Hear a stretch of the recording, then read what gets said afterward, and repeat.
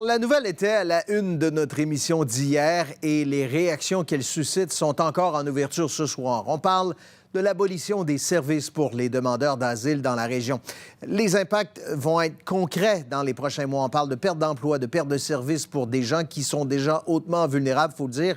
Alors, Marie-Ève, la déception, là, elle est sentie partout dans le milieu communautaire. Oui, Bruno, pour vous donner une idée, je me suis entretenue avec la table de concertation qui englobe les différents organismes qui œuvrent en immigration partout au Québec. Et ce qu'on dit, c'est que ce projet pilote, on aurait dû le dupliquer, en faire des petits, l'élargir un peu partout au Québec, surtout pas le couper.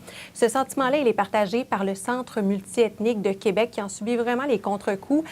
Dans les impacts potentiels, ce que nous dit la directrice, c'est que ça va très certainement, sans aucun doute, aggraver la crise de l'itinérance. Dans les impacts concrets, tangibles, directs que l'on verra dans les prochains mois, bien, c'est quatre postes carrément qui sont coupés dans cet organisme-là, mais d'autres également dans le milieu communautaire ici à Québec, et puis également la fermeture de l'hébergement temporaire. C'est donc une trentaine de chambres qui ne pourront plus accueillir d'éventuels demandeurs d'asile. Le taux d'occupation, précisons-le, est d'environ 80 au moment où on se parle, mais la location, l'entretien de ces hébergements-là, ce n'est plus soutenable financièrement. À combien chiffre-t-on la perte de financement au sein de cet organisme? La réponse de la directrice. Environ $1 million. Est-ce qu'on sera capable d'aller chercher ce million-là ailleurs? Pas du tout. Donc, c'est pour ça qu'il y a des coupures et des fermetures de chambres dans la Ville de Québec. C'est un choc pour le Centre multiethnique et ses habitations. On reçoit le coup durement parce que c'est nous qui va dire non à la personne qui va être à la porte. Ce ne sera pas le ministre qui aura décidé de fermer.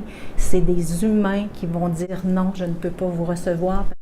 Les oppositions à l'Assemblée nationale n'arrivent pas à le croire. Voilà, c'est un service qui coûtait, Bruno, 15 millions de dollars sur 3 ans jusqu'en 2026, qui est finalement écourté principalement pour des raisons financières et une baisse de l'utilisation des services, nous dit le ministère. Réaction des partis d'opposition.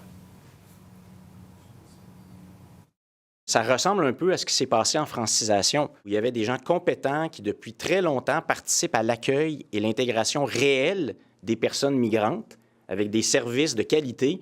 Et on a mis la hache là-dedans. Même chose pour ce service-là. Ils étaient là, ils fonctionnaient. Couper leur service d'hébergement, couper la francisation, l'accès à la santé, couper leur accès à des services pour l'aide à l'emploi, c'est profondément inhumain, là. Le Centre multiethnique de Québec, Bruno, demande une rencontre avec le ministre Jean-François Roberge. Alors, l'invitation qui est lancée. Merci, Marie-Ève. Je vous en prie.